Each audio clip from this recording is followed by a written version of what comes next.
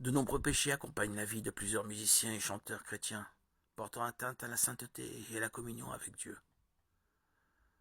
Voyons quelles sont les principales embûches qui nuisent à l'Église de Christ. Ici sur Terre, la première embûche est l'orgueil.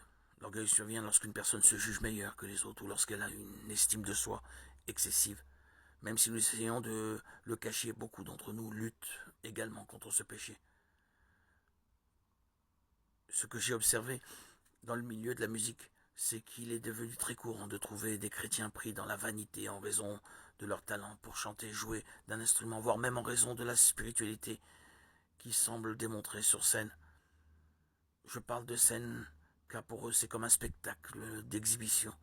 Cette attitude va à l'encontre de ce que dit la parole de Dieu. Dans Galates chapitre 5, l'apôtre Paul met en garde les chrétiens.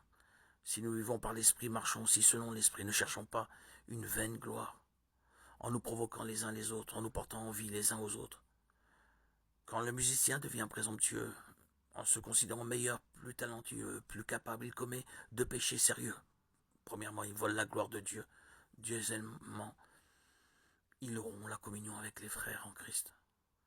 Malheureusement, de nombreux musiciens chrétiens commencent à diriger la louange en espérant recevoir des éloges.